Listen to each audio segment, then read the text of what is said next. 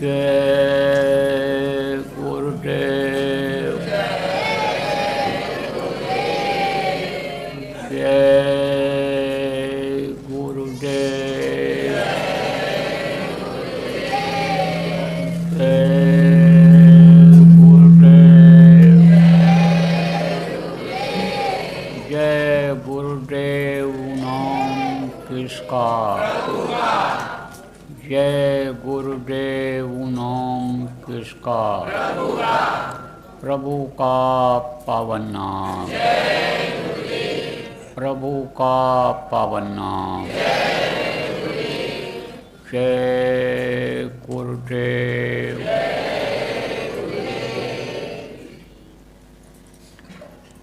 सतगुरु शांति वाले तुमको लाखों प्रणाम। सतगुरु शांति वाले तुमको लाखों प्रणाम। भक्तों के रखवाले तुमको लाखों प्रणाम। भक्तों के रखवाले तुमको लाखों प्रणाम। सुतदारा परिवार हैं जितने,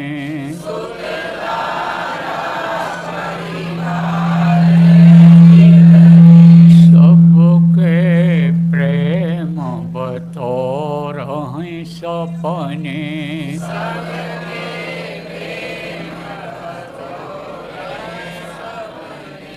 अंत समय कोई नहीं अपने।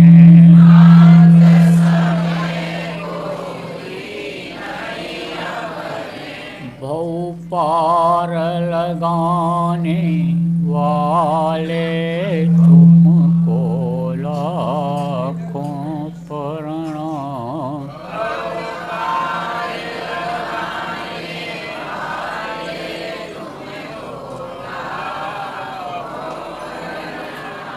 वेद वेदांत पुराण बताए,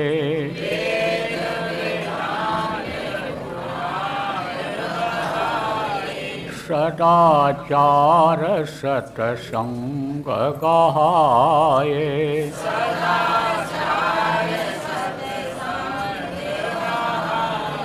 ज्ञान योग का वेद बताए,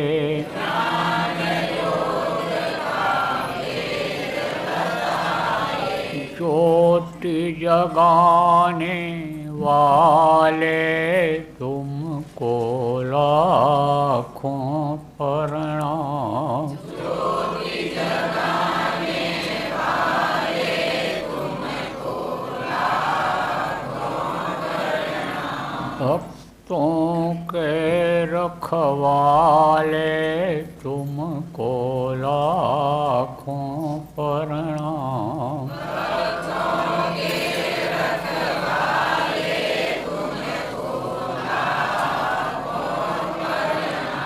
भक्तों पर हैं तुम्हारे लोचन,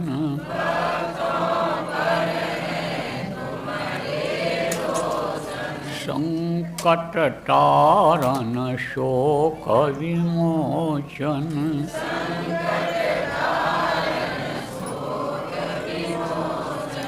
गुरु तुम ही पापों के मोचन।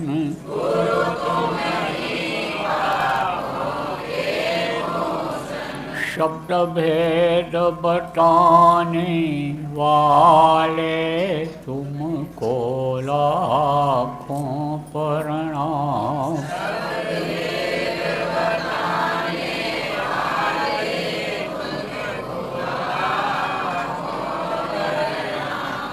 भक्तों के रखवाले तुमको लाखों प्रणाम।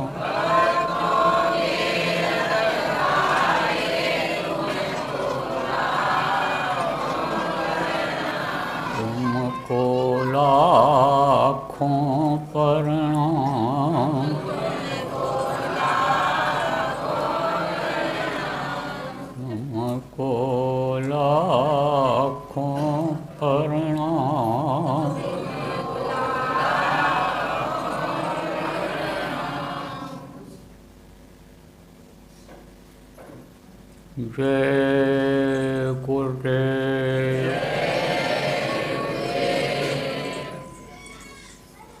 सर्वसमर्थ सर्वत्र स्मरणीय दाता दयाल दीनबंधु कृपा निधान परम पूज्य गुरु जी महाराज, उपस्थित सभी साधक सत्संगी धर्म प्रेमी बच्चियों बच्चियों, गुरु महाराज की अपार दया मेहर हुई कि आज 8 सितंबर 2025 को मध्याह्न बेला में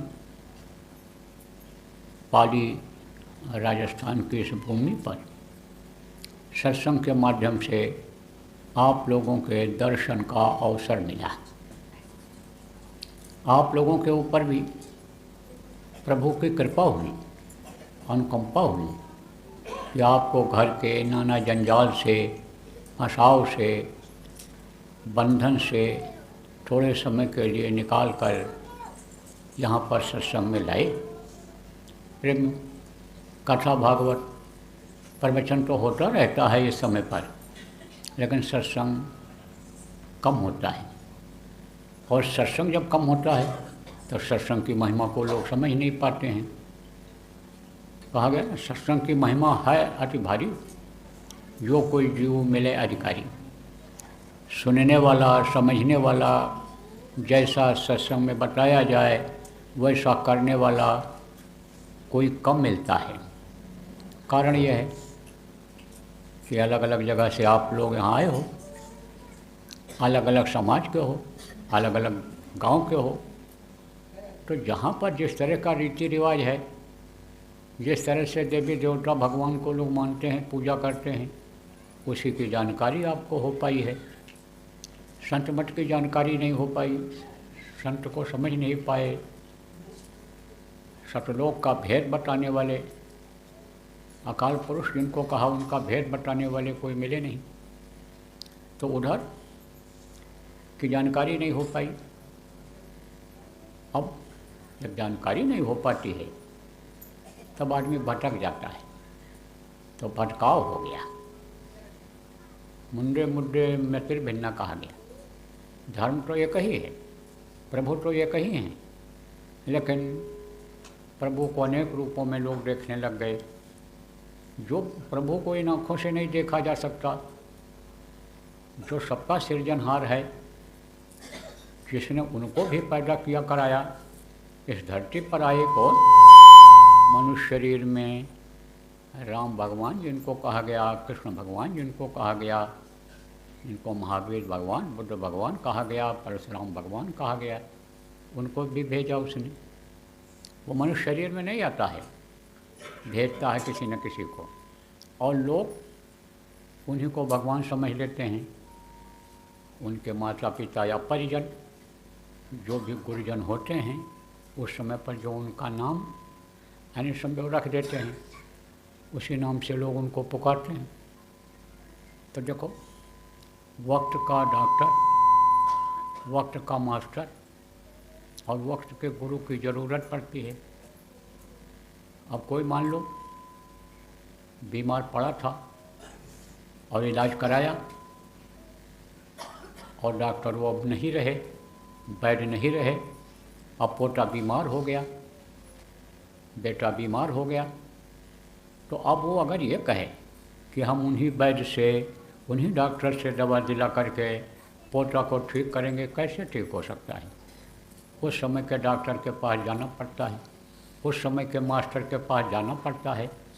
बहुत अच्छा स्कूल था, बहुत अच्छे मास्टर थे, पढ़ा लिखा करके अफसर बना दिए, ऊंचे ओहदे पर पहुंचा दिए, लेकिन कोई अफसर ये क्या है कि हम अपने गुरुजी से इनको पढ़वा दें, जो हमको 5वीं 6वीं में पढ़ाए थे, उनको हम अपने बच्चे को पढ़वा दें, तो अब रहे नहीं, चले गए। ऐसे ही वक्त के गुरु की ज़रूरत होती है, रास्ता बताने वाले की ज़रूरत होती है, और जब वो नहीं मिलते हैं तो भटकाव आ जाता है। तरह तरह से लोग फंसाव में आ जाते हैं, लोगों के कर्म खराब हो जाते हैं। कर्म किसको कहते हैं?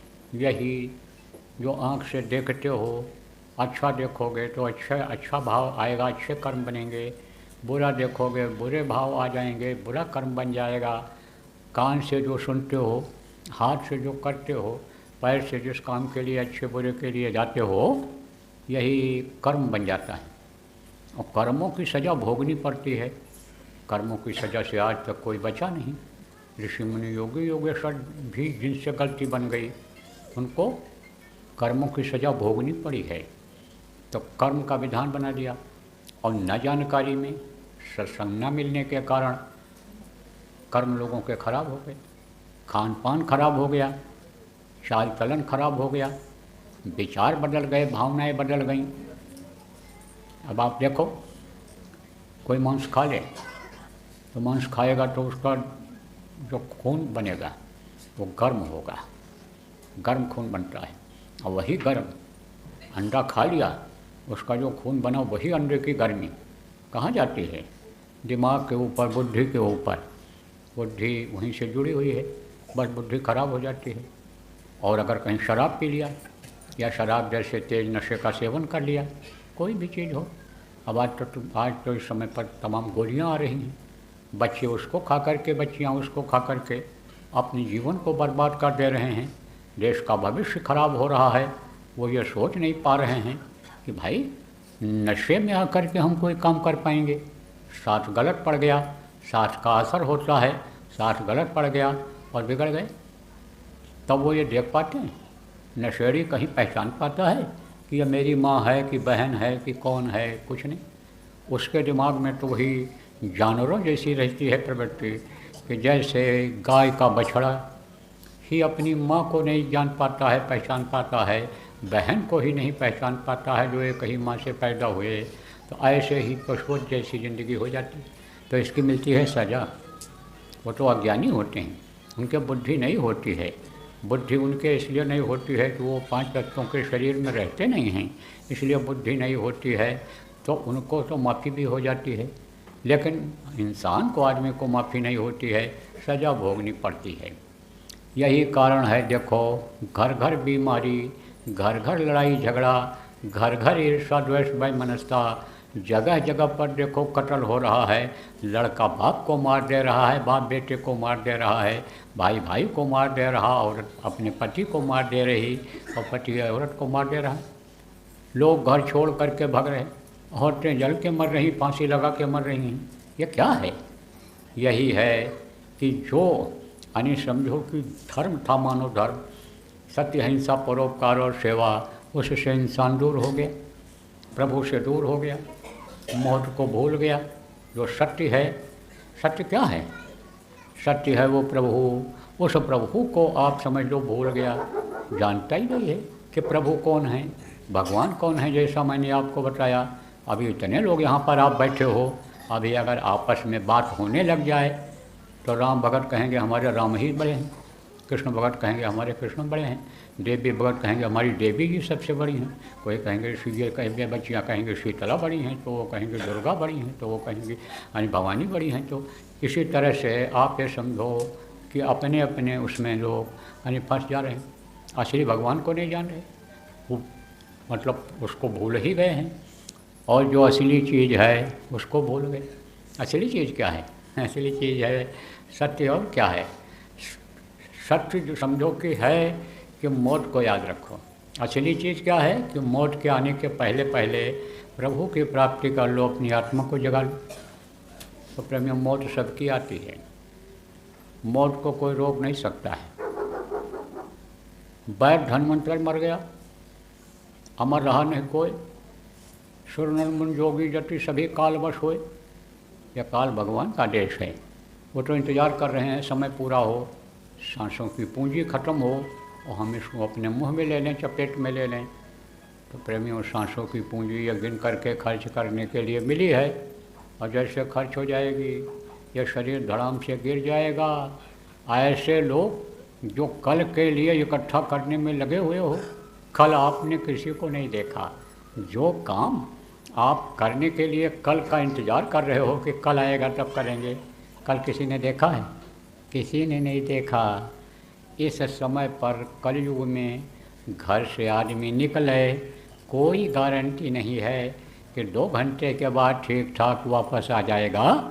तो कैसे मान लें कि कल देखेगा? 2 घंटे के बाद का कुछ पता नहीं, कहते हैं पल की खबर नहीं। तो प्रेमियों, मुख्य रूप से यह समझो कि यह मनुष्य शरीर का समय निश्चित है, और जैसे समय पूरा होगा यह धड़ाम से गिर जाएगा, और उस वक्त पर आप कुछ नहीं कर सकते हो। उस समय पर ये जो धन दौलत या पुत्र परिवार है, यह सब यहीं छूट जाएगा, कोई साथ जाने वाला नहीं है। अभी आपने प्रार्थना किया, क्या लेकर तू आया जग में, क्या लेकर तू जाएगा, सोच समझ ले रे मन मूर्ख, आखिर में पछताएगा। क्या लेकर आए हो? कुछ लाए हो? अरे कोई सूट बूट पहनकर पैदा हुआ? अरे कोई धोती और ब्लाउज पहनकर पैदा हुआ? कोई नहीं। चाहे राजा का लड़का हो, चाहे महाराजा का हो, चाहे सेठ साहूकार का लड़का हो, किसी का हो, सब नंगे पैदा होते हैं और नंगे करके शमशान घाट पर भेज दिए जाते हैं।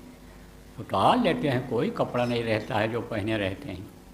तो आप पे समझो कुछ नहीं ले जाओगे, सब यहीं छूट जाएगा, कोई लेकर नहीं गया। जिस चीज़ को आप अपना समझ रहे हो वही दूसरों के लिए हो जाएगा, वो पराया हो जाएगा। सच पूछो तो आप पराया काम करने में लगे हुए हो। कोई ये भले कहो हम अपना घर बना रहे हैं, हम अपना खेत जोत रहे हैं, हम अपने दुकान पर बैठे हैं, लेकिन वो आपका कुछ समय के लिए है। यह दुनिया को संतों ने, महात्माओं ने मुसाफिर खाना बताया है, यह धर्मशाला बताया है, यह समझो सराय जिसको कहा गया सराय बताया है कि कुछ दिन के लिए आपको यहाँ भेजा गया है। प्रार्थना पर भेजा उसने, एक बार मौका दिया उसने कि जाओ तुम अपना काम कर लो। किसने? जिसने शरीर को बनाया।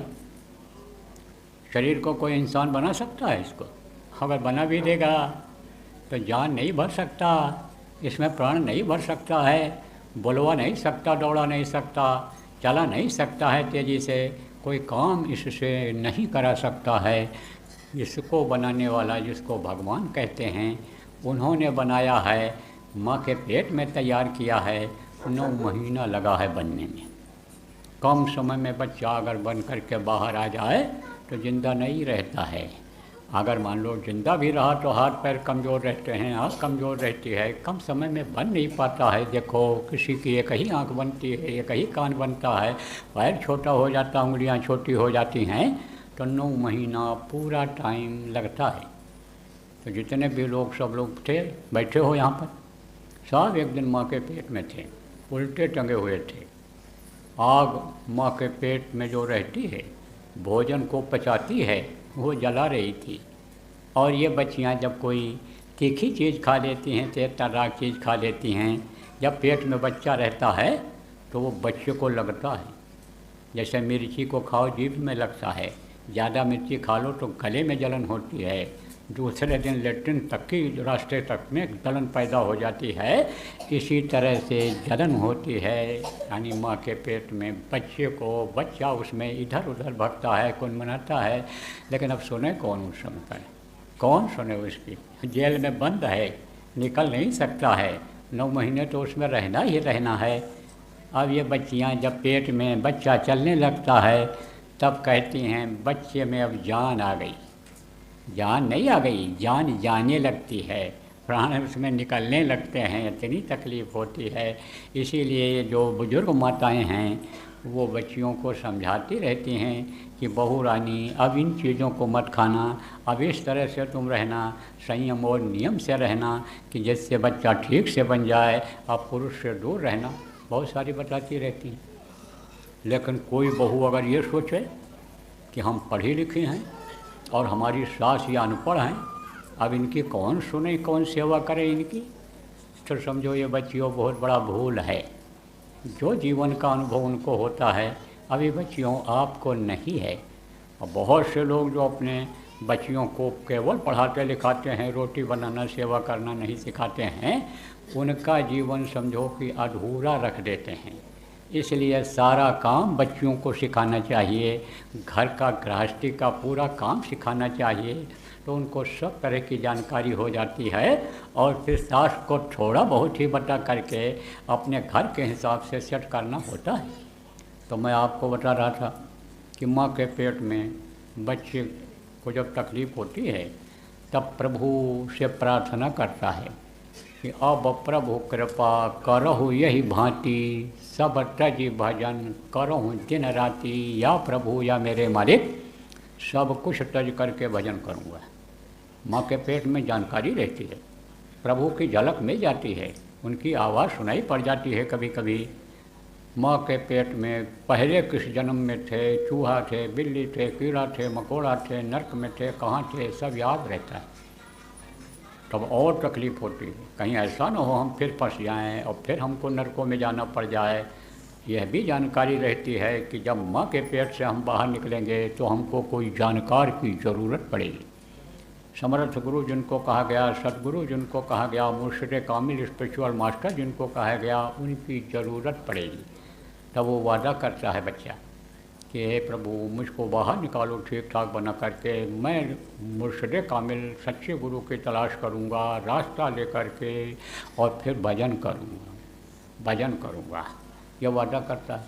लेकिन बाहर आए तो बोल गए। क्यों? क्योंकि ये भूल और भ्रम का देश है। बोलने की आदमी की आदत है। बहुत स्वस्थ मस्तिष्क हो, जैसे जवान होता है, जैसे नौजवान जिसको कहते हो, 10-12 साल का बच्चा होता है, खूब तंदुरुस्त है, स्वस्थ है, कोई भी कमी शरीर में नहीं है, लेकिन उसकी भी बोलने की आदत होती है। बाप का शरीर छूट जाए, माँ मर जाए, घर में और कोई जो बहुत प्यार करता हो बच्चे से वो दुनिया से चला जाए तो बहुत रोता है, बहुत परेशान हो जाता है। लेकिन दिन में रोता है, रात को सोया तो सुबह भूल कम हो जाती है, भूल जाता है, प्रेम कम हो जाता है। और 10-12 दिन के बाद देखो अक्सर लोग भूल जाते हैं। जब तक लोग याद दिलाते हैं, जब तक लाश पड़ी रहती है खूब सिर पटकते रोते हैं सब लोग, और जैसे लाश गई तैसे धीरे धीरे भूलने की प्रक्रिया शुरू हो गई।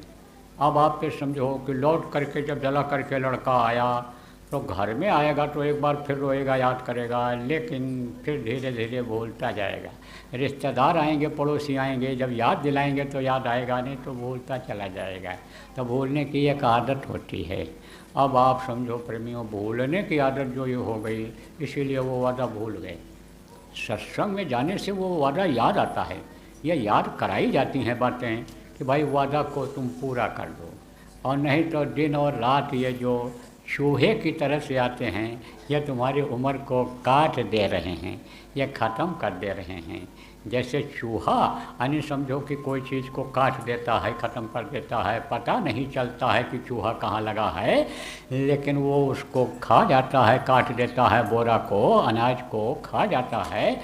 जैसे घुन होते हैं अंदर घुस जाते हैं और वो अंदर अंदर के गेहूँ के माल को खा जाते हैं, इसी तरह से समझ लो ये जो दिन और रात आते हैं ये उम्र को काट करके ख़त्म कर दे रहे हैं। यह सफ़ेद जो है चूहा, दिन जिसको कहा गया, और रात काला चूहा, ये उम्र को ख़त्म कर दे रहे हैं। अब इस समय का जो समय है आपके घड़ी में देख लो, ये जीवन में फिर आएगा? ये नहीं आएगा कि आज की तारीख में, आज के सन में, आज के समय पर ये जीवन में फिर समय आएगा। आएगा भी तो 100 साल लगेगा, तो 100 साल तक का इस समय पर तो जीना बड़ा मुश्किल हो रहा है लोगों का, बहुत मुश्किल हो रहा है। तो सोचो कैसे आएगा ये समय। यह परिवर्तनशील संसार है, यहाँ बदलाव होता ही रहता है। तो याद करना है वादा को और अपना काम करना है। पराये काम मत फंसना, काम अपना करो जाई, पराये काम मत फंसना। तो अपना काम क्या है? यही इस जीवात्मा को परमात्मा तक पहुंचा देना, उनकी गोदी में बैठ जाना, उनके चरणों में लिपट जाना। जब वहाँ पर ये आत्मा पहुँच जाएगी तब फिर ये वापस नहीं आएगी। अब पहली बार जो आए हो, आत्मा को कहोगे भाई आत्मा क्या है? आत्मा ही सब कुछ है। यह परमात्मा की अंश है, छोटा सा टुकड़ा है जो इन बाहरी आँखों से आप देख नहीं सकते हो, इस शरीर के अंदर में है। कहाँ पर है? इन्हीं दोनों आँखों के बीच से वो दिखाई पड़ रही है जीवात्मा, बैठी हुए है यहाँ पर, और यहीं से पूरे शरीर को ये आत्मा चलाती है। देखो आपको ठोकर लग जाए अंगूठे में पैर के, कांटा चुभ जाए और उसको बांध दो, बांध दोगे तो दर्द नहीं होगा। फिर बांधने में दर्द नहीं होता है। बिच्छू डंक मारता है, सांप काट लेता है, अगर उसको बांध दो और काट करके जहर को निकाल दो तो आप ये समझो कि नसों से जहर ऊपर नहीं जाएगा। तो जब ठोकर लगती है तो पता कहाँ चलता है? यहाँ पता चलता है, जहाँ आत्मा है वहाँ पता चलता है। तो आत्मा ही पूरे शरीर को चलाती है। यह ऐसा मशीन बनाया है उसने, भगवान ने, कि ये सब एक दूसरे से जुड़े हुए हैं। कोई नट बोल्ट इसमें नहीं लगा है, बारीक बारीक इसमें नसें हैं। 72,000 नाड़ियाँ हैं, लाखों की संख्या में नसें हैं और 10 प्रकार के प्राण हैं। ये सब इस शरीर को चलाते हैं। तो इसका मास्टर कौन है, चलाने वाला कौन है, ऑपरेटर जिसको कहते हो वो कौन है? वो है जीवात्मा। ये परमात्मा की अंश है। तो ये जीवात्मा शरीर के रहते रहते ही ऊपर जा सकती है। यह शरीर छूट जाएगा तो आत्मा नहीं जा सकती। फिर तो कर्मों की सज़ा मिल जाएगी। जो जैसा करेगा फल पाए देगा, भगवान कहा गया, उसको वो सज़ा दे देगा। 42 प्रकार के नरक हैं, डाल देते हैं उसमें। हजारों वर्ष लाखों वर्ष पड़े रहो, कोई सुनवाई होने वाली है? मारे जाओ, काटे जाओ, सड़ाए जाओ, गलाए जाओ, तपाए जाओ, हर तरह से परेशान करते हैं उसमें। परेशान करने के लिए, सज़ा भोगने के लिए ही नरकों में भेजा जाता है। वहाँ से छुटकारा मिला तो पक्षी बना करके उड़ाने के लिए भेज दिया, जाओ उड़ो, चलते रहो। जल के जीव बना दिया कि जल में ही रहो, बाहर नहीं निकल सकते हो। बाहर निकलोगे तुमको जानवर खा लेंगे, बाहर निकलोगे तुम मर जाओगे। मछली को बाहर निकालते ही आप ये समझो कि जिंदा रह पाती है, छटपट करके गर्मी से मर जाती है। ज़मीन के नीचे कीड़े बना दिए गए, सांप गोजर बिच्छू बना दिए गए, जान बचाते फिरो। आदमी सांप से डरता है, लेकिन सांप आदमी से डरते हैं कि कहीं हमको यह मार न डाले, तो वो अपनी जान बचाते हैं। बिच्छू अपनी जान बचाता है, जब आदमी को देखता है तब तो जान बचाते फिरो। 84 में 84 लाख योनियाँ बताई गई, इनमें चक्कर काटते रहो। तो कहा ना, चूक जाओगे तो फिर पछताओगे, आया अवसर निकल जाएगा। यह अवसर मिला है एक आपको, ये निकल जाएगा, और नहीं तो फिर कर्मों की सज़ा मिल जाएगी। फिर यानी समझो माँ के पेट में लटकना पड़ेगा, दया हो जाएगी। मान लो मनुष्य शरीर ही मिल गया तो फिर 9 महीने लटके रहो। जन्मत मरत दूसरा दुख होई, जन्मते वक्त और मरते वक्त की तकलीफ फिर होगी। तो ऐसा क्यों हो?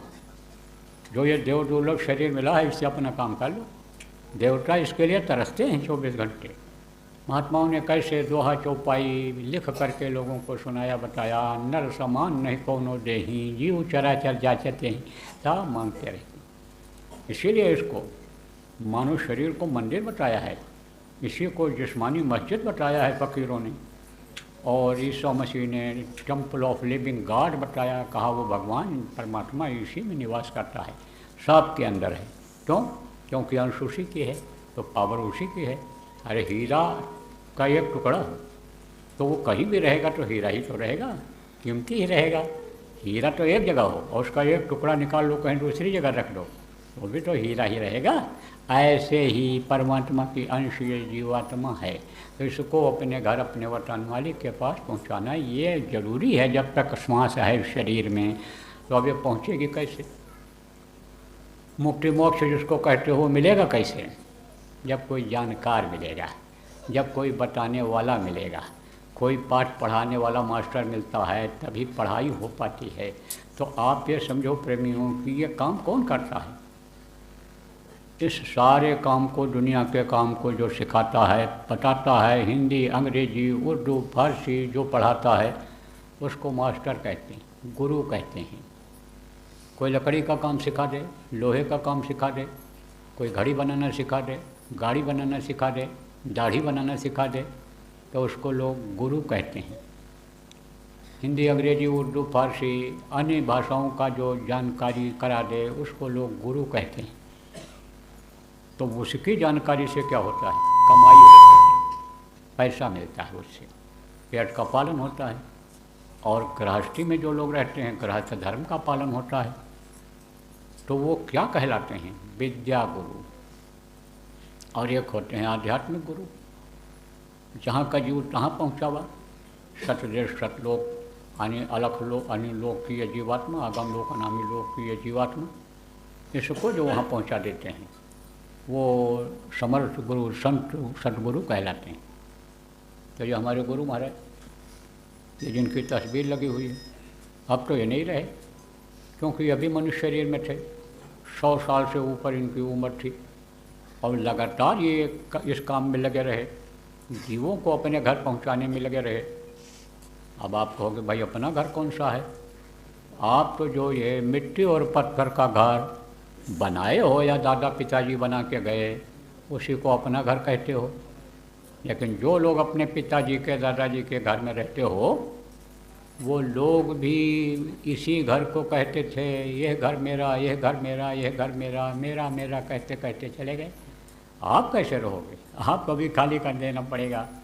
तो ये मिट्टी और पत्थर का घर आपका घर नहीं है, आपका घर तो कहीं और है। जहाँ आप पहुँचोगे देखोगे तो साईं की नगरी परमत सुंदर, परम सुंदर, और वहाँ से आनी समझो वहाँ कोई दुख है ही नहीं, वहाँ सुख ही सुख है, वहाँ आनंद ही आनंद है, वहाँ खुशबू ही खुशबू है, वहाँ कोई गंदगी नहीं है। तो वहाँ जब पहुँचोगे अविचल देश यानी जिसको कहा गया, आप ये समझो वहाँ जब पहुँच जाओगे तब ये माना जाएगा कि अब अपने घर पहुँच गए, अब किसी के घर नहीं जाना है, किसी भी लोक में अब नहीं जाना है, अपने घर पहुँच गए। देखो आपका घर कहीं दूर हो और गाड़ी से जा रहे हो तो रात जहाँ हो जाएगी वहाँ रुक जाओ, चाहे धर्मशाला हो, चाहे होटल हो, चाहे कोई भी जगह हो। लेकिन जब आगे बढ़ जाओगे, अपने घर पहुँच जाओगे, तब आप वहाँ से आपको कोई निकाल नहीं सकता है। धर्मशाला में गए आप, मान लो 2 दिन रुकना पड़ गया कोई कारणवश, तो तीसरे दिन तो धर्मशाला का नियम है कि वो निकाल देगा। लेकिन अपने घर से कोई नहीं निकाल सकता है। तो वहाँ जब पहुँच जाओगे तो फिर नीचे नहीं उतरना रहेगा यहाँ। तो वहाँ पहुँचाना इस जीवन का लक्ष्य है। तो कौन पहुँचाएगा? हमारे गुरु महाराज जैसे गुरु ने पहुँचाया। इनके भी गुरु थे, उनके भी गुरु थे, बहुत गुरु थे। बिन गुरु हो ही न ज्ञान, बगैर गुरु के ज्ञान हो ही नहीं सकता। कहा गया कि अन्य समझो जैसे ब्रह्मा के समान कोई हो, विष्णु के समान कोई हो, लेकिन बगैर गुरु के पार नहीं हो सकता है। आप समझो गुरु की ज़रूरत सबको पड़ी है, पड़ेगी। तो गुरु महाराज के भी गुरु थे। गुरु महाराज को उन्होंने उपाय बताया, नाम दान दिया। गुरु महाराज ने नाम का दान दिया जीवों को, नाम की कमाई कराई और कितने लोगों को अपने घर, अपने वतन मालिक के पास पहुंचा दिया। तो यह संतों की परंपरा रही है कि संत जब इस दुनिया संसार से जाने लगते हैं या उनका जाने का समय नज़दीक होता है, तब वो किसी न किसी को अपना अधिकार दे करके जाते हैं कि अब इस काम को ये करेंगे। प्रेमियों, मुझ नजीज को गुरु महाराज ने समझा कि ये इस काम को कर सकते हैं, तो मेरे लिए आदेश कर दिया था। दुनिया संसार से जाने से काफ़ी पहले ही, कई साल पहले ही गुरु महाराज ने सत्संग में खड़ा करके लोगों को बता दिया कि ये पुरानों की संभाल करेंगे, नए को नामदान देंगे। तो पुराने किसको कहा उन्होंने? जो नामदानी गुरु महाराज के समय के थे, अब वही पुराने हो गए। और गुरु महाराज के जाने के बाद जिनको नामदान दिया गया वो नए हो गए। तो गुरु महाराज ने कहा था ये पुरानों की संभाल करेंगे। तो दोनों काम करता हूँ। देखो, जो भी गुरु महाराज के नामदानी आप लोग हो, इस बात को समझ लो कि गुरु महाराज मनुष्य शरीर में रहते हुए भी तद्रूप थे। तद्रूप माने किसको कहते हैं? बिल्कुल उन्हीं जैसा, उन्हीं जैसी पावर वाला, किसके, जिसको सर्वशक्तिमान प्रभु कहा गया, परम पिता जिसको कहा गया, जिसको सतपुरुष कहा गया, काल पुरुष कहा गया, यानी उन्हीं की पावर लिए हुए थे गुरु महाराज। तो गुरु महाराज को आप जितने भी लोग गुरु महाराज के शिष्य हो, अगर आप गुरु के आदेश का पालन नहीं करते हो तो आप भ्रम में रह करके और मनुष्य ही समझते रहे। तो गुरु को मानुष जानते के अंदर कहिए अंध, महादुखी संसार में हो आगे यम के फंद। तो गुरु को जो मनुष्य समझते रहे वही अंधकार में हो और वही कर्मों का फल भोग रहे हो, आप वही तकलीफ झेल रहे हो। उनकी बातों पर विश्वास नहीं किया आपने, उनसे प्रेम नहीं किया आपने, उनके बताए रास्ते पर चले नहीं आप, तो आप दुख झेल रहे हो। आपके कर्म बहुत से लोगों के खराब हो रहे हैं। मान लो यहाँ नहीं कर्म खराब हो रहे हैं, लेकिन और भी बहुत से लोगों के कर्म खराब हो गए, बिगड़ गए वो। अब बिगड़ गए, अब और दुखी हो गए। नरक का जाने का दरवाज़ा खोल दिया। कहना आ गया यम के फंड, यमराज के चक्कर में आ गए, और यमराज के सामने जो पेश होता है उसको सज़ा ही भोगनी पड़ती है। यमलोक उसी को जाना पड़ता है जिसके पाप, जो पाप करता है, पापी शरीर हो जाता है, जिसका मन बुद्धि जिसकी पापी हो जाती है, यमराज के दरबार में उसी को पेश किया जाता है। तो वहाँ तो माफ़ी होती नहीं, वहाँ तो सज़ा मिलती है। तो अब आप ये समझो प्रेमी कि गुरु महाराज जो आदेश दे करके गए, विश्वास के साथ उसको आप सब लोग करो, विश्वास के साथ करो। देखो, एक बार तो विश्वास करना ही पड़ता है। बीमारी हो गई, डॉक्टर के पास जाओगे दवा लेने, तो विश्वास जब होगा आपको, तब डॉक्टर दवा देगा, तब उसको खाओगे, तभी ठीक हो पाओगे। और विश्वास नहीं रहा, दवा नहीं खाया, कैसे ठीक हो पाओगे? इसलिए एक बार तो विश्वास करना ही पड़ता है। तो विश्वास के साथ उसको करो। देखो, यह है महामंत्र, महामंत्र मणि विषय व्याल के, मेटत कठिन कुंक बहाल के। ये जितने भी अनि समझो कि ये कष्ट हैं, उसको दूर करने का ये है जो गुरु महाराज ने नाम दिया। आप जो नए लोग आए हो, आपका गुरु के आदेश से नाम दान आपको दिया जाएगा। तो इससे सब संकट टलेंगे, दुनिया के भी संकट टलेंगे। इससे आप समझो कि ऊपरी लोगों के भी संकट टलेंगे। इससे आपका यमराज के सामने पेश होने का संकट, नरकों में जाने का संकट, फिर इस मृत्यु लोक में कीड़ा मकोड़ा सांप गोजर बिच्छू बन करके घूमने फिरने का संकट, ये सब खत्म हो जाएगा। जन्मने मरने की पीड़ा का संकट, ये सब खत्म हो जाएगा। तो कहा गया ना, एक ही साधे सब सधाए, और सब साधे सब जाए। एक इसी को साध लो आप, क्या? सुमिरन, ध्यान और भजन, प्रार्थना, यही मुख्य है। प्रार्थना की जाती है। तो एक तो प्रार्थना होती है, एक चेतावनी होती है। जैसे चेतावनी बोली गई, प्रार्थना भी बोला गया। तो अब आप ये समझो कि ये और सुमिरन, ध्यान और भजन पुराने लोगों को मालूम है, नए लोगों को आज बता दिया जाएगा। तो इसको करो आप, साधना करो। कौन सी साधना? जोड़ो री कोई सुरत शब्द से, शब्द से ही सारा संसार बना, पिंड ब्रह्मांड बना। शब्द किसको कहते हैं? आवाज़ को कहते हैं। आवाज़ पर ही ये सब निर्भर है। आवाज़ जब खत्म हो जाती है, यहाँ कुछ नहीं बचता है, महाप्रलय हो जाता है।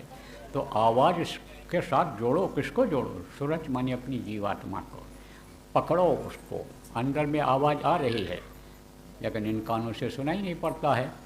तो जब वो सुनाई पड़ेगा तो उससे जीवात्मा जुड़ जाएगी, और वही शब्द खींच करके इसको ले जाएगा ऊपर। तो वो जोड़ने को कहते हैं योग, साधना। दो चीज़ साधना पड़ेगा।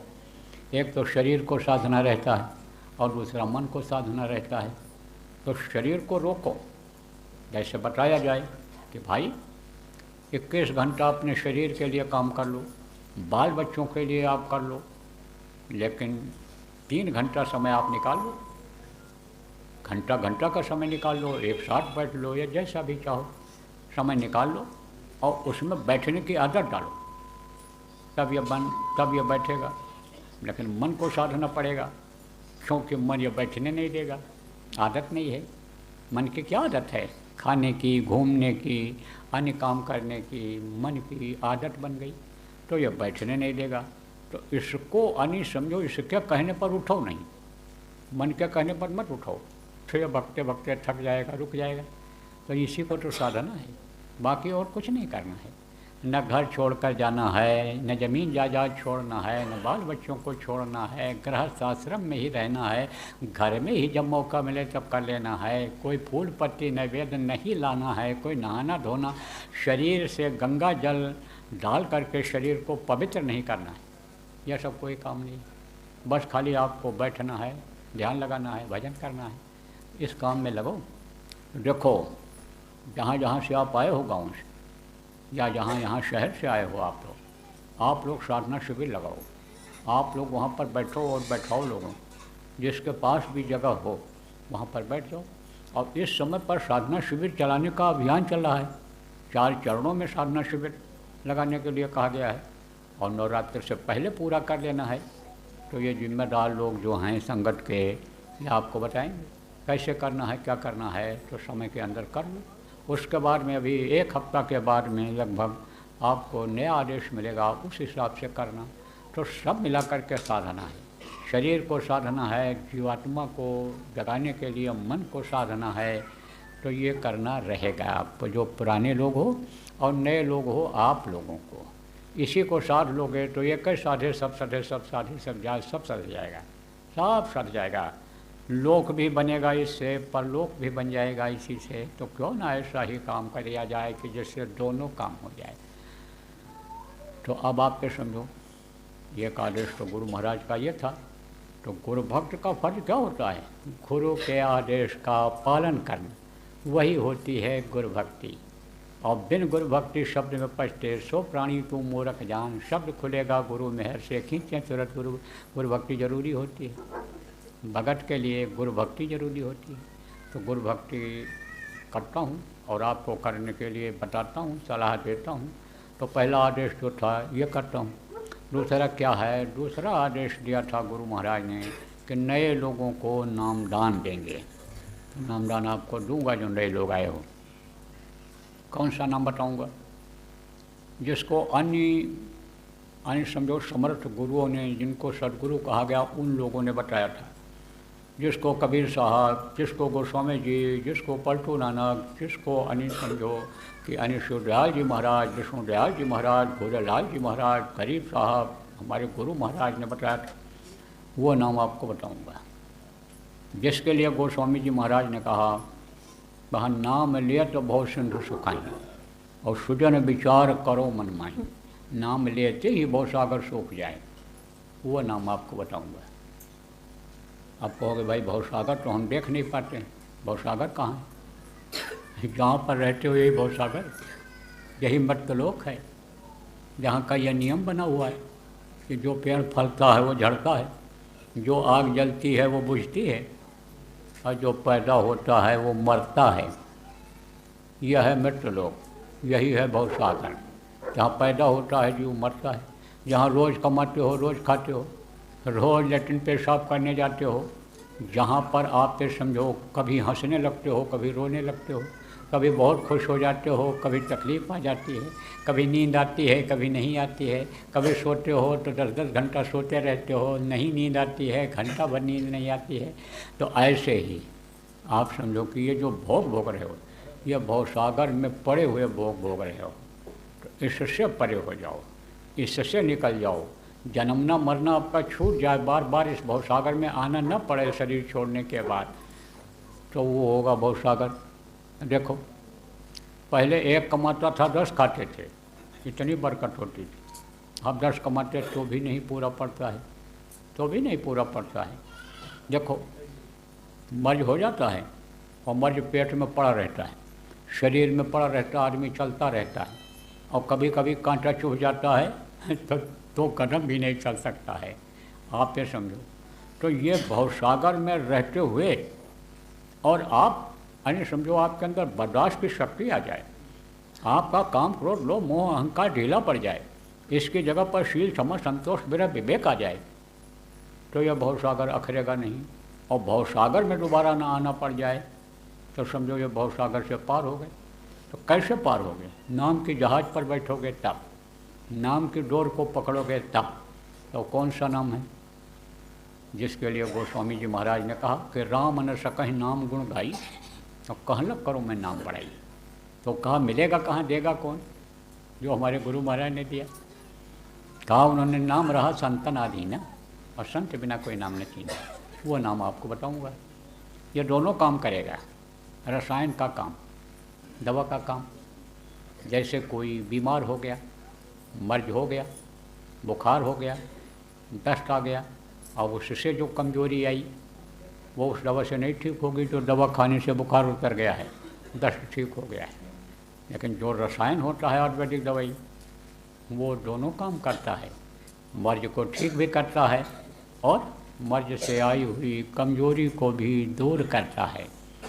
तो आपको प्रेमियों समझने की ज़रूरत है कि ये यानी ऐसी चीज़ है कि इसी से जैसे मैंने बताया लोक और परलोक दोनों बन जाएगा। देखो प्रेमियों, नाम दो तरह का होता है। जैसे दो तरह के गुरु हुए, विद्या गुरु और आध्यात्मिक गुरु मैंने बताया। राम भगवान ने भी गुरु किया था, दो तरह का गुरु किया था। ये जो शस्त्र विद्या, बाण चलाना और नीति का प्रयोग, ये सब किसने सिखाया था? छुप करके बाण मारा और तब जो है वो बाली मारा था। आप ये समझो कि बहुत सारी चीज़ों को कृष्ण भगवान ने भी देखो ऐसा किया सब। यानी आप ये समझो बुद्धि यानी से ही, नीति से ही, यानी आप समझो कि बबरी का सिर काटा था उन्होंने, यानी तो लड़ाई बड़ी लंबी हो जाती। तो जो लोग कथा सुनते रहते हो, जिनको जानकारी है, आप समझ रहे होगे, तो ये जो चीज़ें सिखाते हैं ये विद्या गुरु कहलाते हैं। तो उन्होंने भी विद्या गुरु किया। वशिष्ठ जी उनके आध्यात्मिक गुरु थे राम के, और वशिष्ठ विश्वामित्र जी विद्या गुरु थे। संदीपनी विद्या गुरु थे कृष्ण भगवान के, और सुप्पा जी आध्यात्मिक गुरु थे। तो जैसे आपके समझो गुरु होते हैं, ऐसे दो तरह का नाम होता है। तो जितने भी अन्य आते हैं दो तरह का नाम बताते हैं, यानी मुँह से लेने वाला नाम और एक जो है जपने वाला नाम, वो अलग होता है दोनों। अब जो मुँह से लेने वाला नाम है उसी को जब जपते हैं तो उनके रूप को याद नहीं कर पाते हैं, रूप का ध्यान नहीं कर पाते हैं। लेकिन जो ध्वन्यात्मक नाम होता है उनके जो रूप, उनका जो रूप है वो रूप दिखाई पड़ता है, दिखाई पड़ जाता है, इन आँखों से भी देखा जा सकता है। तो वो नाम ध्वन्यात्मक नाम होता है और एक वर्णात्मक नाम होता है, मुँह से लेने वाला नाम होता है। तो उस समय पर जिस नाम को महापुरुष जगाते हैं, उस नाम से उसको जब पुकारते हैं तो वो उनके अंदर जो ताकत प्रभु की रहती है वही उनके अंदर भी आ जाती है नाम पुकारने से, और उससे लाभ मिल जाता है, फायदा हो जाता है। जैसे राम भगवान थे तो पत्थर पर राम राम लिख करके देखो डाला गया था, सारे पत्थर तैरने लगे थे जब पुल बनाने को था। राम नाम में शक्ति थी, ताकत थी। जब वो चले गए, कृष्ण आए तो कृष्ण नाम में शक्ति आई। कृष्ण कृष्ण जिसने जहाँ पुकारा, कृष्ण खड़े हुए मिले, द्रौपदी की लाज बचाई, ग्रह की रक्षा किया। इस तरह से उनके समय में नाम था। लेकिन समय बदला, युग बदला, कलयुग आया, तो कलयुग में कबीर साहब संत हुए, कबीर साहब महापुरुष हुए थे वक्त के, तो उन्होंने सत साहब नाम जगाया। नानक जी आए जब तो उन्होंने वाहे गुरु नाम जगाया, राधा स्वामी नाम जगाया, शिवदयाल जी महाराज। ऐसे ही हमारे गुरु महाराज ने जय गुरुदेव नाम जगाया। जय गुरुदेव नाम में इस समय पर वर्णात्मक नाम में शक्ति है, पावर है। बहुत से लोगों ने परीक्षा लेकर देख लिया। आप भी कभी इच्छा हो जाए तो एक बार परीक्षा लेकर देख लेना, इम्तहान लेकर देख लेना। जब हर तरफ से निराश हो जाओ, कोई उम्मीद न हो जान माल की रक्षा की, तब जय गुरुदेव नाम बोल देना, कोई न कोई रास्ता निकल आएगा, बचत हो जाएगी। हर तरफ से निराश हो जाओ जब, तब जय गुरुदेव नाम बोलना तो मदद हो जाएगी।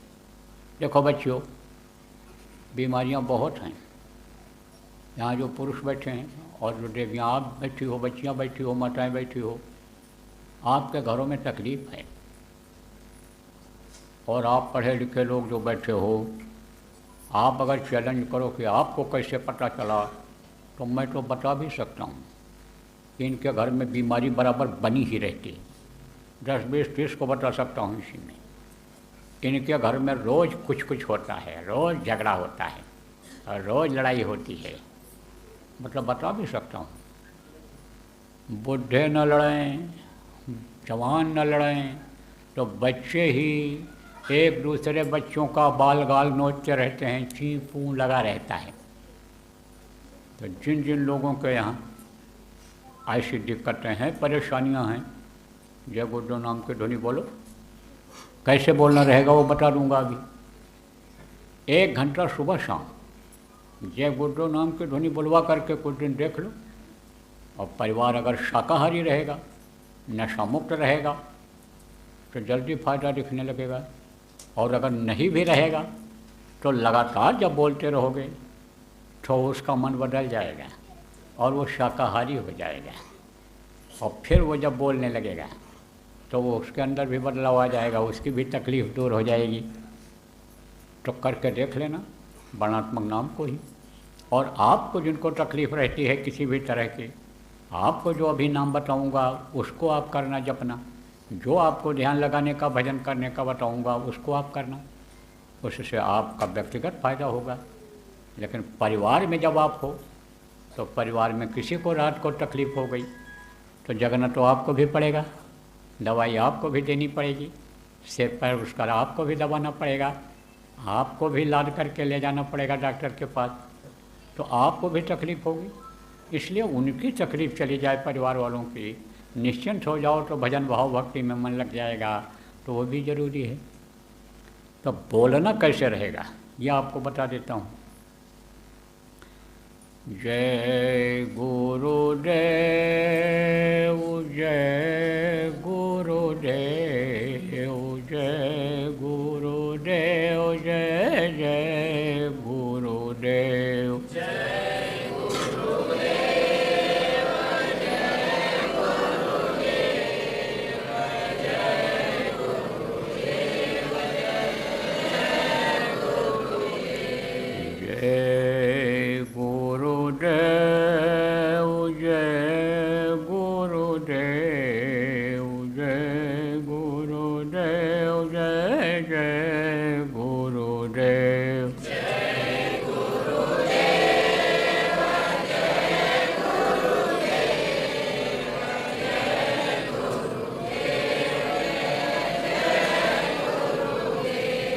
इसी तरह से बोलना रहेगा, इसी तरह से बोलना। आप लोग चाहे नए हो चाहे पुराने हो, ये फार्मूला आपको बता दिया। अब दूसरा आप ये समझो, नाम जो ध्वन्यात्मक नाम है, जिसको सुना जाता है, मुँह से नहीं बोला जाता है, वो इस वक्त पर 5 नाम है। इसी का सुमिरन कर लोगे आप, इन्हीं का ध्यान कर लोगे। तो कहा 5 नाम का सुमिरन करें, और कहें कबीर तो कहें संत तो भव से तरे, तब भव सागर से पार हो जाओगे। इसी नाम को कहा कि पंच शब्द निर्माइल बाजय। ये जो 5 शब्द है, नाम है, ये सुनाई पड़ता है, अंदर में सुनाई पड़ता है। इसी को कहा पंच शब्द में मंगल गाना। ये सब संत जो हुए हैं उनकी अलग अलग वाणी है, उन्होंने अपने अलग अलग भाषा में कहा है कि गुरु घर में घर दिखलाऊँ तो उन शब्द 5 बतलाऊँ, यानी समझो 5 शब्द की बात कहा है इन लोगों ने, तो वो आपको अंदर में सुनाई पड़ेगा। उस नाम को आप अंदर में सुनोगे। तो यह है 5 नाम। अब जिसका नाम होता है उसका रूप होता है, उसका स्थान होता है, और उसकी होती है आवाज़। तो जैसे आपका नाम है और आपका रूप ये चेहरा है, और आप कहीं रहते हो, आपका स्थान है, ऐसे ही इस समय के 5 धनी हैं। इनका नाम है, इनका रूप है, इनका स्थान है, और इनकी है आवाज़। तो वो मैं अभी आपको बताऊंगा, रटाऊंगा, याद कराऊंगा। जितना भी आप याद कर सको याद कर लो। जो न याद हो पावे उसका लिखा हुआ कागज़ यहीं सत्संग के बाद आपको मिल जाएगा। न मिल पावे तो पुराने लोगों से पूछ करके लिख लेना, और जब याद हो जाए तब कागज़ को फाड़ करके कहीं सुनसान जगह पर फेंक देना। बताना मत किसी को। अगर आप बता दोगे तो उसका कोई फ़ायदा होने वाला नहीं है। और ये अगर नाराज़ हो गए कि इन्होंने मेरी इज्जत नहीं किया तो कोई नुकसान हो, तो नुकसान का काम आप मत करना। आप बताओगे उसका कोई फ़ायदा भी नहीं होगा, क्योंकि जिसको आदेश होता है उसी के ज़बान में ताकत होती है, उसी के मुँह से उसके मुँह से सुनना ज़रूरी होता है, और वही काम करता है जब उसके मुँह से सुन लो तब। अब कैसे ये भी बता दें। जैसे किसी दफ्तर में आप जाओ, ऑफिस में, और अधिकारी बैठे हो, अधिकारी बैठा हो और कर्मचारी सब बैठे हो। तो एक दफ्तर में कई कर्मचारी होते हैं काम करने वाले। अब किसी कर्मचारी से कहो कि साहब को थप्पड़ मारो, तो कोई मारेगा? नहीं मारेगा। और साहब ने कह दिया कि इसको थप्पड़ मारो, तब पढ़ने लगेगा कि नहीं चटाचट गाल के ऊपर। जो बात आपने कही वही बात को साहब ने कहा और वो तुरंत लागू हो गया, तो पावर थी उसकी ज़बान में। ऐसे ही जिसको आदेश होता है उसके मुंह से एक बार सुनना जरूरी होता है। फिर अगर आपको विश्वास हो जाए किसी ने नाम दान लिया है, उसको जब आप जान लो कि ये नाम और रूप यकार याद है, तब बता सकते हो, देख लो, पहचान लो, तब बता सकते हो, लिख कर भी दे सकते हो। नए आदमी को लिख कर दे दोगे, रिकॉर्ड करके सुना दोगे, कोई फ़ायदा नहीं होगा। इसलिए न तो रिकॉर्ड करके सुनाना और न लिख कर देना और न मुंह से किसी को बताना इन नामों को, यह आपकी अपनी युक्ति है, उपाय है। यह सूत्र है। जैसे बच्चों को सूत्र दे दिया जाता है गणित पढ़ने के लिए, अलजबरा सवाल पढ़ने के लिए, ऐसे इसको सूत्र मान लो। तो प्रेमियों, आप बताना मत किसी को। अब और समझो, सुमिरन कहते हैं माला जपने को, ऐसे इसको सुमिरन कहते हैं, जिसको जाप कहते हो आप। और आँख से देखने को ध्यान कहते हैं, और कान से सुनने को भजन कहते हैं। तो अभी आपको बताऊंगा कैसे भजन किया जाएगा, कैसे ध्यान लगाया जाएगा। तो जब आप ध्यान लगाने लगोगे तो ऊपरी लोकों की चीज़ें आपको दिखाई पड़ने लगेंगी। इसी शरीर के अंदर में ही दिखेंगी आपको, इसी में सब कुछ है, इसी में प्रभु का निवास स्थान है। तभी तो मीरा ने कहा था, घट घट मेरा साइयाँ सुनी सेज न कोय, और बलिहारी व घट का जा घट प्रगट होए। बहुत लोगों ने बताया, इस चीज़ को दोहराने का समय नहीं है आज। तो आप ये समझो कि इसी में सब कुछ दिखाई पड़ेगा, बहुत चीज़ें दिखाई पड़ेंगी, बहुत सुंदर सुंदर दृश्य दिखाई पड़ेंगे, बहुत चीज़ें दिखेंगे, रामलीला रासलीला सब अंदर में सब दिखेगी। तो उसको हजम नहीं कर पाओगे, बताने लग जाओगे लोगों को, और जैसे बताओगे वैसे ही बंद हो जाएगा। फिर उसी के लिए रोओगे, तड़पोगे। जैसे मीरा रोती थी, तड़पती थी, कहती थी रात दिन मुँह नींद ना आवे, भावे अन्न न पानी, वो हालत हो जाती है। इसलिए किसी को भी बताना मत, जो कुछ भी दिखाई पड़े। अनहद वेद वाणी जिसको कहा गया, आकाशवाणी जिसको कहा गया, गैबी आवाज़ साउंड जिसको कहा गया, वो अंदर में सुनाई पड़ेगा। जब अंदर का कान खुल जाएगा तब सुनाई पड़ेगा। तो मस्तानी आवाज़ जब सुनोगे मस्त हो जाओगे, और दूसरों को बताने लगोगे तो वो तो और हंसी उड़ाएगा, मजाक करेगा कि हमको तो नहीं सुनाई पड़ रहा, हमारे जैसे ये भी इंसान है, आदमी, इनको कहाँ सुनाई पड़ रहा है, इनको कहाँ दिखाई पड़ रहा है। उसके लिए तो कोई आप समझो फायदेमंद नहीं होगा, आकर्षक नहीं होगा। लेकिन आप जो मस्ती ले रहे हो, ये मस्ती चली जाएगी, यह आनंद आपका बंद हो जाएगा, सुनाई कुछ नहीं पड़ेगा आपको। इसलिए आप मत बताना किसी को। आप तीन चीज़ समझो।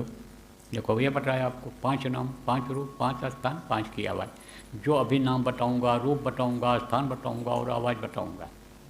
और 3 चीज़ें बताया, सुमिरन, ध्यान और भजन। सुमिरन कहते हैं माला जपने को, ध्यान कहते हैं आँख से देखने को, और कान से सुनने को भजन कहते हैं। 3 चीज़ें बताया। अब 3 चीज़ आप और समझो। 3 आँख, 3 कान और 3 नाक। कहोगे भाई ये कैसे? आपके लिए नई चीज़ तो है ही, जो नए लोग हो, पहली बार आए हो।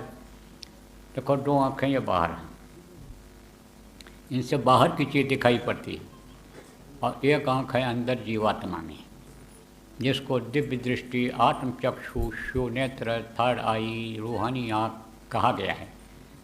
तो उससे आप क्यों नहीं दिखाई पड़ता है? क्योंकि वही पर्दा लगा है कर्मों का।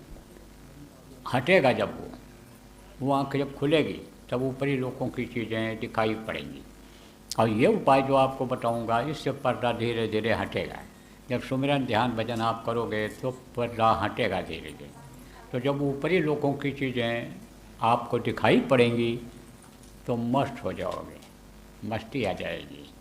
तो अब आप समझो 3 आँख हो गई, एक जीवात्मा में आँख हो गई, एक आँख वो है, और 2 आँख ये बाहर की, 3 आँख हो गई। 2 कान ये बाहर, इससे बाहर की आवाज़ सुनाई पड़ती है, और एक कान अंदर जीवात्मा में है, उससे जो आपको बताया आकाशवाणी या अनहद वेदवाणी जिसको कहा गया, गैबी आवाज़, वो सुनाई पड़ता है। तो 3 कान हो गया, और 3 नाक। देखो प्रेमियों, एक सुराख ये बाईं तरफ ये है, और एक ये दाहिनी तरफ। यही है नाक। इस शरीर को चलाने में ये एक अहम अंग है। नाक और मुँह बंद कर लो अभी तो राम नाम सत्य हो जाएगा। ऐसे बैठो, देखो कोई अंदाज ना मत कि बैठ करके देखें, नहीं तो बंदे हो जाएगा ये सिस्टम। और फिर इसी शरीर को लोग कहेंगे ले जाओ जलाओ, नहीं तो मिट्टी खराब हो जाएगी, घर में नहीं रखने देंगे। इसलिए कोई दबा ना मत, नहीं तो आत्महत्या हो जाएगी। जीवों की हत्या और आत्महत्या बहुत बड़ा पाप होता है, तो पापी हो जाओगे। इसलिए दबा के मत देखना। लेकिन जब हवा नहीं मिलती है आदमी को तो समझो कि सांस फूलने लगता है। जिसकी नलियाँ रुक जाती हैं, अंदर हवा नहीं जाती है फेफड़े में, देखो बेचैनी होती है, उनको हार्ट का मरीज बन जाते हैं वो। तो ऐसे ही समझ लो कि ये जो नाक है ये बाहर से हवा को ले करके और अंदर प्राणों को देता है। एक सुराख से अच्छी हवा जाती है एक बार में, दूसरे सुराख से गर्म हवा, गंदी हवा इस शरीर के अंदर से बाहर निकलती है। ये दोनों अपने अपने समय से बदलते रहते हैं। कभी बाएं नाक से गर्म हवा निकलेगी, कभी दाहिनी से निकलेगी। ये कभी भी अपना काम नाक बंद नहीं करते हैं। चाहे सो, चलो फिरो, खाओ, नहाओ धो, कोई भी काम करो, ये बंद नहीं होते हैं, बंद नहीं करते हैं अपना काम। तो दो नाक के बाहर इससे खुशबू और बदबू दोनों मिलती है, और एक नाक अंदर जीवात्मा में, उससे केवल खुशबू ही खुशबू मिलती है, सुगंधी ही मिलती है। क्योंकि ऊपरी लोकों में गंदगी नाम की कोई चीज़ ही नहीं है कि जिसमें बदबू आवे। तो 3 आँख, 3 कान और 3 नाक, सुमिरन ध्यान भजन 3 चीज़ ये, और 5 नाम, 5 रूप, 5 स्थान, 5 की आवाज़, यह मैंने आपको बताया। अब दूंगा आपको नाम दान। इस नाम दान के लिए और नाम को जपने के लिए, ध्यान को लगाने के लिए, भजन करने के लिए आपको घर नहीं छोड़ना है, ज़मीन जायदाद नहीं छोड़नी है, बाल बच्चों को नहीं छोड़ना है। जो भी काम आप करते हो मेहनत ईमानदारी से करना।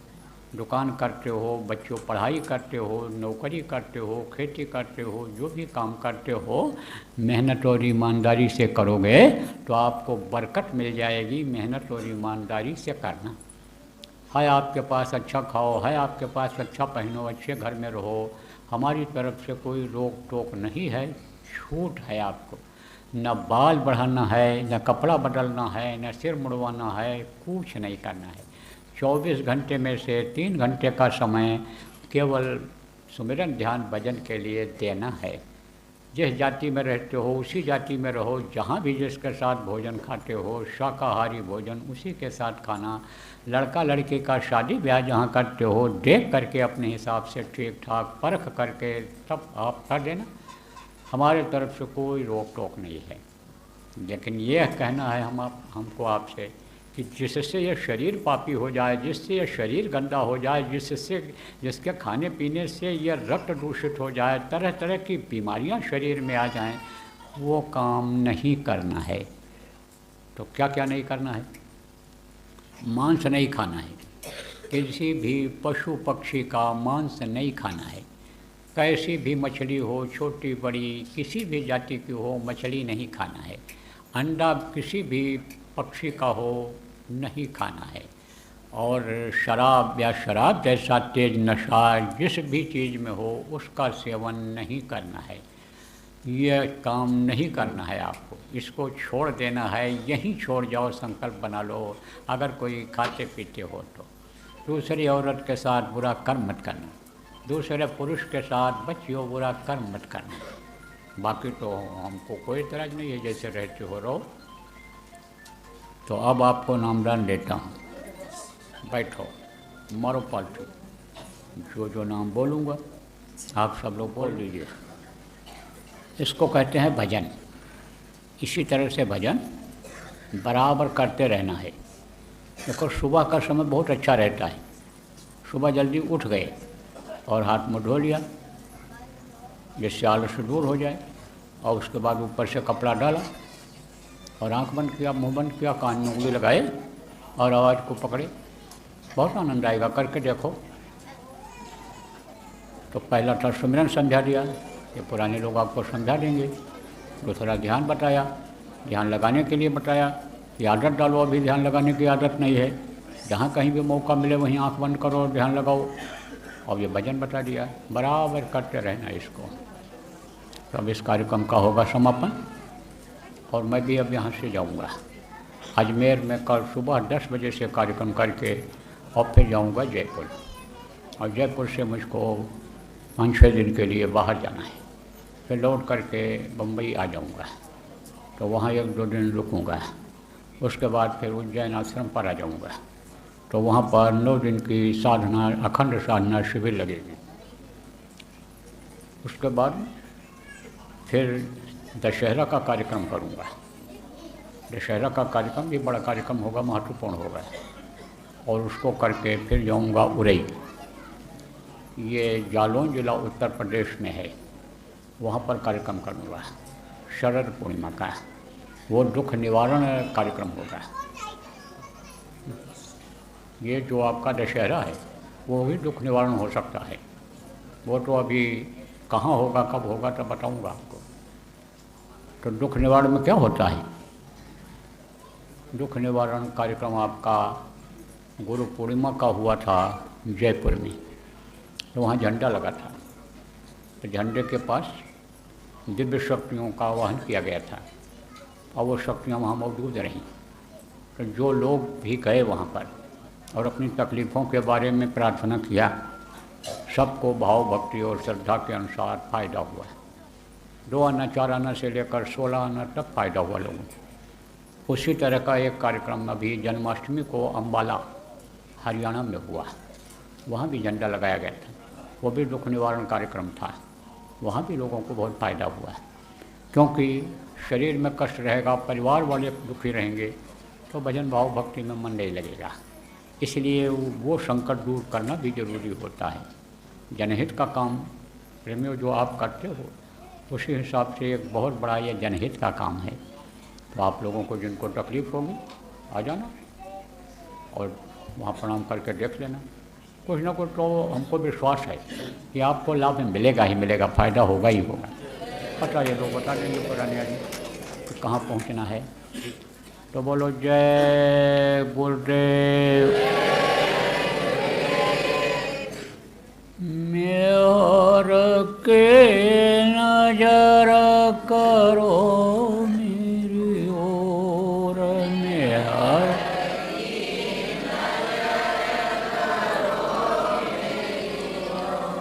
दया के नजर करो मेरी ओर, दया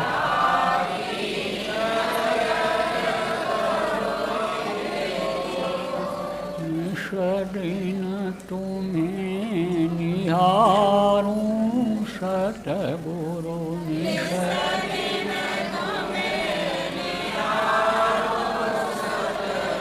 जैसे चंद्र चकोर,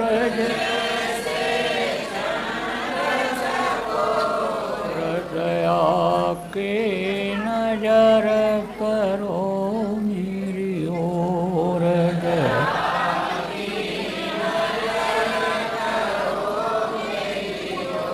दानुन कौन भूल हुई तन से,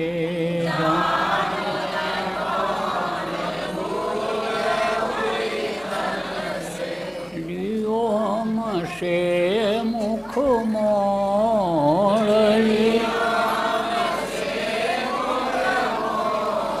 दया के नजर करो मेरी ओर,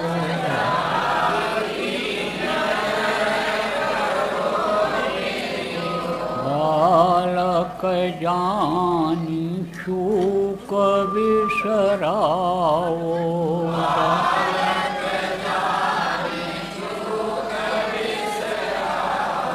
आया शरण अब मैं तोर,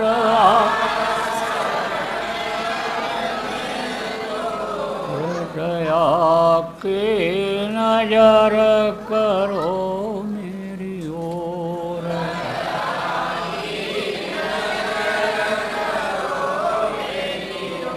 सदा दयालु स्वभाव तुम्हारा, सदा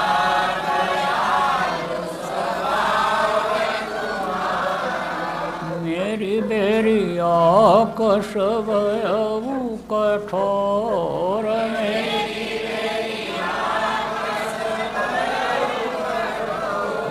दया के नजर करो मेरी ओर।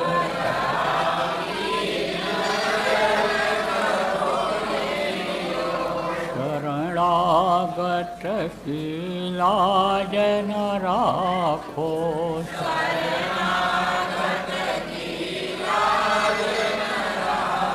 मोसो पतित अब जाएं कहीं और,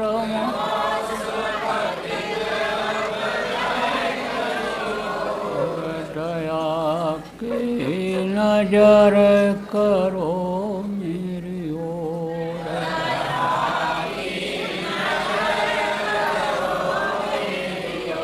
भव की बार उबार लेव जो,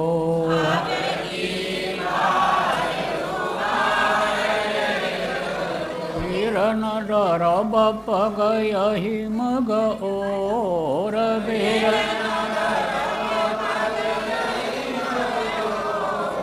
दया की नजर करो मेरी ओर।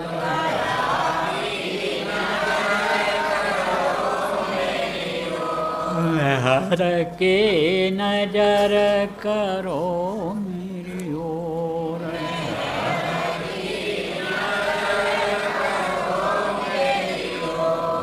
हर के नजर करो मेरी ओर।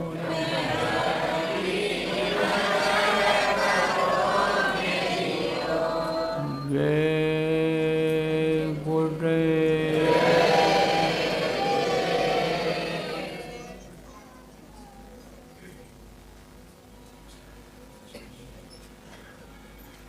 जय गुरुदेव, जय गुरुदेव, जय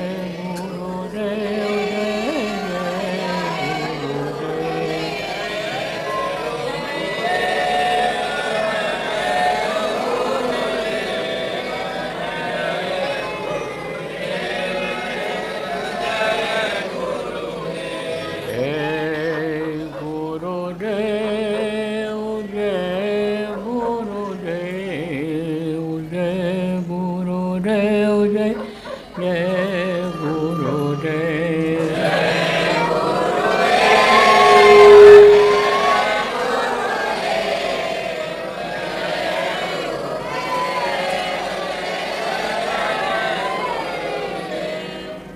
जय